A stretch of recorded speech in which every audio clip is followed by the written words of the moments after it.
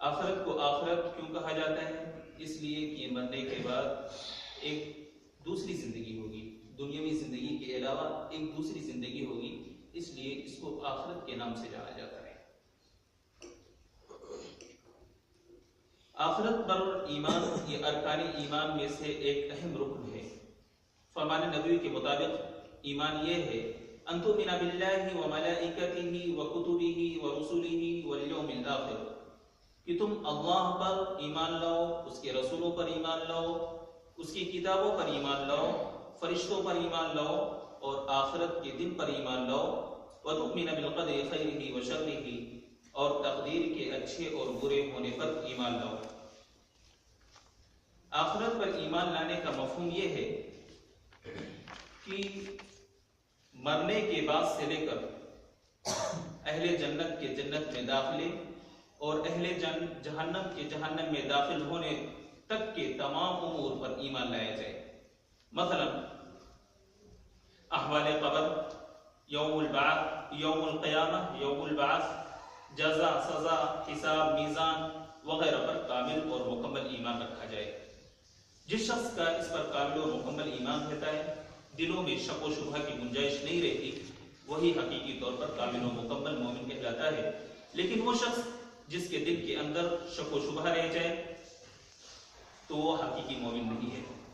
آخرت پر ایمان لانے کے جہاں بہت سارے فوائد ہیں، انہیں میں سے ایک فائدہ یہ ہے کہ آخرت پر ایمان لانے والا شخص، اس کے دل کے اندر اللہ رب العالمین کی رغبت، خوف، رجوع و عنابت پیدا ہوتی ہے۔ اللہ رب العالمین کا حقیقی معنوں میں تقوی اس کے اندر پیدا ہوتا ہے۔ انسان کی جب موت ہو جاتی ہے، انسان جب مر جاتا ہے تو وہیں سے اس کے آخرت کا سفر شروع ہو جاتا ہے۔ اور موت ایک ایسی چیز ہے کہ جو ہر کسی کو آنی ہے، یعنی وہ شے جس کے اندر روح پائی جاتی ہے، جس کے اندر جان پائی جاتی ہے، اس کو فنا ہونا ہے، ختم ہونا ہے۔ اور مرنے کے بعد جب انسان قبر میں پہنچ جاتا ہے تو یہاں سے سفر کا پہلا مرحلہ شروع ہوتا ہے۔ آخرت کے سفر کا پہلا مرحلہ یہیں سے شروع ہوتا ہے۔ انسان جب مر گیا، قبر میں پہنچا، بھلے ہی وہ دنیا کے اندر کتنی ہی عیش و عشرت میں پلا ہو، بڑھا ہو، ناز و نعمت میں پلا ہو، محلات اور بنگلوں میں رہا ہو، لیکن مرنے کے بعد اس کا ٹھکانہ وہی 2 گز زمین کا ٹکڑا جسے ہم لوگ قبر کے نام سے جانتے ہیں، وہی اس کا ٹھکانہ قرار پاتا ہے۔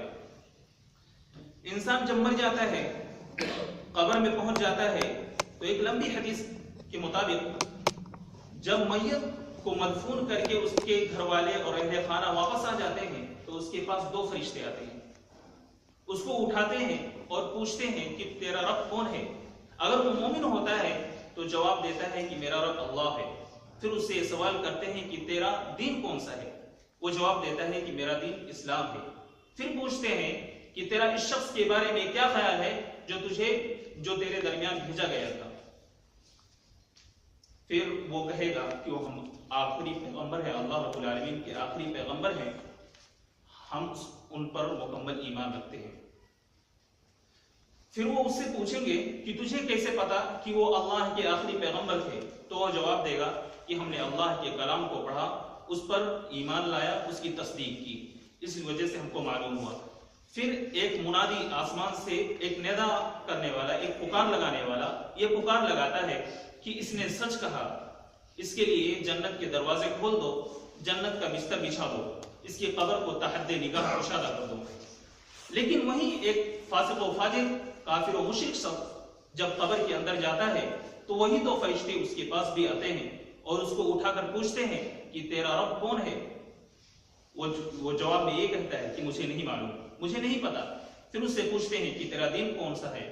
وہ یہی جواب دیتا ہے کہ مجھے نہیں پتا۔ پھر اس سے پوچھتے ہیں کہ تیرا اس شخص کے بارے میں کیا خیال جو تیرے درمیان بھیجا گیا تھا؟ وہ کہتا ہے کہ مجھے نہیں پتا۔ پھر آسمان سے ایک منادی یہ صدا بلند کرتا ہے کہ اس نے جھوٹ کہا ہے، اس کے لیے جہنم کے دروازے کھول دو، جہنم کے لباس اس کو پہنا دو اور اس کے قبر کو تنگ کر دو۔ اور قبر اس پر اس قدر تنگ کر دی جاتی ہے کہ اس کی پسلیاں آپس میں ایک دوسرے میں گھس جایا کرتی ہیں اور قیامت تک وہ اسی منظر میں رہے گا۔ اب یہ احوال قبر یہ کس طرح سے ہوگا؟ روح پر یہ سزائیں نافذ ہوں گی یا بدن پر نافذ ہوں گی؟ اس سلسلے میں کوئی صراحت نہیں ملتی ہے کہ وہ سزا جو وارد ہوگی یہ روح پر وارد ہوگی یا جسم پر وارد ہوگی۔ اس کے بعد احوال قبر کے بعد ایک منظر آتا، ایک سفر ہوگا قیامت کا، اور قیامت سے مراد وہ وقت اور وہ گھڑی اور وہ دن ہے جب کائنات کا سارا نظام تباہ و برباد ہو جائے گا اور باقی رہ جائے گی تو صرف اللہ رب العالمین کی ذات۔ اللہ رب العالمین فرماتا ہے کل من علیہا فان ویبقى وجہ ربک ذو الجلال والاکرام، کہ ہر چیز کو فنا ہونا ہے اور تیرے رب کی ذات ہی باقی رہ جائے گی جو جلال والاکرام ہے۔ قیامت کو کئی ناموں سے جانا جاتا ہے، جیسے مثال کے طور پر حافظ ابن حجر نے اس کے علی الاطلاق 50 ناموں کا ذکر کیا ہے۔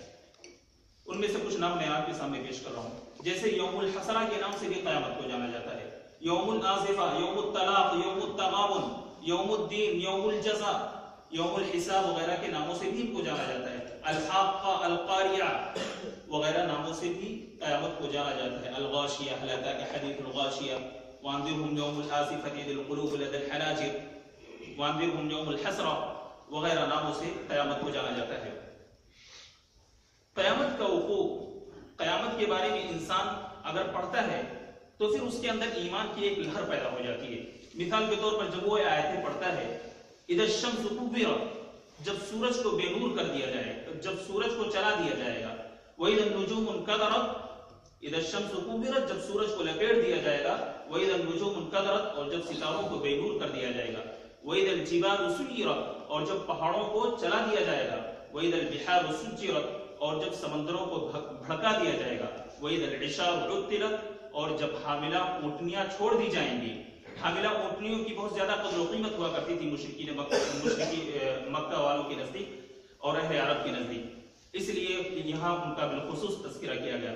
وَإِذَا الْعِشَارُ عُطِّلَتْ وَإِذَا الْبِحَارُ سُجِّرَتْ، اور جب سمندروں کو بھڑکا دیا جائے گا، وَإِذَا النُّفُوسُ زُوِّجَتْ، اور جب جانوں کو جسموں کے ساتھ ملا دیا جائے گا، وَإِذَا الْمَوْءُودَةُ سُئِلَتْ، اور جب زندہ درگور کی ہوئی لڑکی سے سوال کیا جائے گا، بِأَيِّ ذَنبٍ قُتِلَتْ، کہ تجھے کس جرم کی پاداش میں قتل کیا گیا، وَإِذَا الصُّحُفُ نُشِرَتْ، اور جب صحیفے کھولے جائیں گے، نام اعمال کھولا جائے گا، وَإِذَا السَّمَاءُ كُشِطَتْ، اور جب آسمان کو بودا کر دیا جائے گا، وَإِذَا الْجَحِيمُ سُعِّرَتْ، اور جب جہنم کو بھڑکا دیا جائے گا، عَلِمَتْ نَفْسٌ مَا أَحْضَرَتْ، اس دن تمام نفس جان لے گی جو اس کو لے کر آئی ہوگی۔ اور اسی طریقے سے سورۃ الزلزال یا سورۃ القاریہ جب پڑھتا ہے انسان تو اس کے اندر ایمانی لہر پیدا ہو جایا کرتی ہے۔ قیامت کیسے قائم ہوگی؟ قیامت کا تذکرہ جب آتا ہے تو اس کے تعلق سے ایک حدیث آتی ہے کہ قیامت میں سور میں پھونک مارا جائے گا۔ اب یہ سور کس کے ہاتھ میں رہے گا؟ اس کے تعلق سے جو روایت آتی ہے کہ اسرافیل علیہ السلام کے ہاتھ میں رہے گا، اس کے اندر ضعف اور کمزوری پائی جاتی ہے۔ لیکن علماء کرام کا یہی کہنا ہے کہ یہ سور حضرت اسرافیل علیہ السلام کے ہی ہاتھ میں رہے گا، جیسے علامہ ابن عطیر، علامہ ابن کثیر اور علامہ عبد الرحمن مبارک پوری وغیرہم رحمہ اللہ علیہم اجمعین وغیرہ کا کہنا ہے کہ یہ سور حضرت اسرافیل علیہ السلام کے ہاتھ میں رہے گا، جو اس انتظار میں بیٹھے ہیں کہ اللہ رب العالمین انہیں کب سور میں پھونک مارنے کا حکم دے گا اور وہ سور میں پھونک ماریں گے۔ جب ایک سور میں پہلی پھونک ماری جائے گی تو ساری چیزیں فنا ہو جائیں گی، ساری چیزیں ختم ہو جائیں گی، پھر جب دوسری مرتبہ سور میں پھونک مارا جائے گا تو ساری چیزیں زندہ ہو جائیں گی۔ اس کے بعد قیامت کے بعد پھر لوگوں کو محشر کے اندر جمع کیا جائے گا اور لوگ اپنے قبروں سے اس طرح نکل رہے ہوں گے جیسے انہیں ہاتھ کر لایا جا رہا ہے، اور پھر یہاں لوگوں کے اعمال ان کو پیش کیے جائیں گے، اور یوم الحشر اس کے بعد حشر و نشر کے بعد پھر یوم الحساب کا وقت آتا ہے۔ یہاں لوگوں کے نام اعمال کا حساب کیا جائے گا اور لوگوں کو ان کے اعمال کی وجہ سے ان کو جنت یا جہنم میں ڈالا جائے گا۔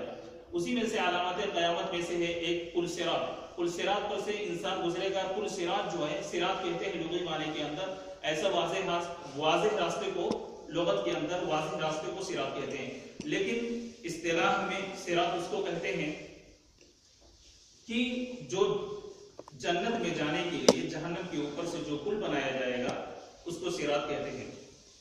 یہاں جنتی لوگ جو ہوں گے وہ آرام سے تو گزر جائیں گے. پل صراط جو ہے یہ تلوار سے زیادہ باریک ہوگا اور تلوار سے زیادہ تیز ہوگا اور بال سے زیادہ باریک ہوگا. اس میں اللہ رب العالمین تمام معبودوں کو آگے آگے بھیجے گا. جو باطل معبود تھے ان کو آگے بھیجے گا اور ان کے جو ماننے والے تھے ان کو پیچھے بھیجے گا. اور یہ دونوں جنت میں جانے سے پہلے ہی جہنم کی کھائی میں گر جائیں گے. لیکن جو جنتی ہوں گے اللہ رب العالمین ان کو ثابت قدم رکھے گا اور وہ اس پل صراط کو پار کر جائیں گے. اس کے بعد ایک اور ہوگا، پل صراط کے بعد میزان کا معاملہ ہوگا. یہاں لوگوں کے اعمال کو ناپا اور تولا جائے گا. جس کے اعمال بھاری اور وزنی ہوں گے نیکیوں کے، وہ ان کو جنت میں داخل کیا جائے گا، اور جن کی نیکیوں کا پلڑا ہلکا ہوگا، کمتر ہوگا، ان کو جہنم میں داخل کیا جائے گا. نیکیوں کے پلڑا بھاری کرنے کے لیے ہمیں جیسے اللہ کے نبی صلی اللہ علیہ وسلم نے فرمایا سبحان اللہ و بحمدہ سبحان اللہ العظیم کثرت سے پڑھا کرو. اسی طریقے سے الحمدللہ کے بارے میں آتا ہے کہ الحمدللہ تملأ المیزان، کہ الحمدللہ یہ میزان کو بھاری کر دیتی ہے. اسی طریقے سے ایک روایت آتی ہے کہ اخلاق یہ میزان کو بھاری کرنے کا ایک اہم ذریعہ ہے. پل صراط کے بعد ایک حوض کوثر کو یہ حوض ہر نبی کو بالخصوص دیا جائے گا، لیکن اللہ رب العالمین اپنے حبیب کو خصوصیت کے ساتھ یہ مقام عطا کرے گا. اور اس میں جنت کے نہر کوثر سے اس میں پانی آتا رہے گا، اور جو اس کو ایک مرتبہ جو اس میں سے پانی پی لے گا اس کو پھر کبھی پیاس نہیں لگے گی.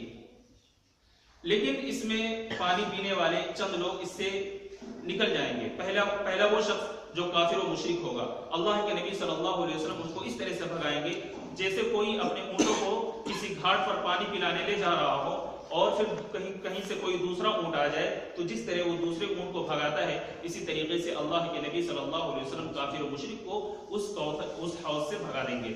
اسی طریقے سے مرتد شخص کے بارے میں آتا ہے کہ وہ لوگ پانی پینے کے لیے جائیں گے. اللہ کے نبی صلی اللہ علیہ وسلم ان کو یہ سمجھیں گے کہ میری امت کے لوگ ہیں. بعد میں ایک فرشتہ کہے گا کہ آپ کی امت کے نہیں ہیں، بلکہ یہ آپ کے بعد دین سے الٹے پاؤں پھر گئے تھے، یعنی ارتداد کا راستہ اپنا لیا تھا. ایک بدعتیوں کا گروہ ہوگا. وہ لوگ بھی اللہ کے نبی صلی اللہ علیہ وسلم کے پاس جائیں گے حوض کوثر کا پانی پینے کے لیے. ان کو بھی دھتکار دیا جائے گا. اللہ کے نبی صلی اللہ علیہ وسلم سے کہا جائے گا کہ آپ کو نہیں معلوم کہ انہوں نے آپ کے بعد دین میں کیسی بدعتیں ایجاد کر لی تھی. ان کو بھی وہاں سے دھتکار دیا جائے گا.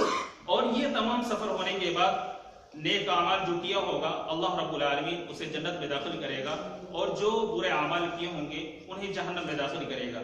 یہ آخرت کی مختصر طریقے پر سفر کا مرحلہ میں نے آپ لوگوں کے سامنے بیان کیا. اللہ رب العالمین سے دعا ہے کہ ہمیں نیک اعمال زیادہ سے زیادہ کرنے کی توفیق عطا فرمائے اور برے اور فواحش و منکرات سے ہم کو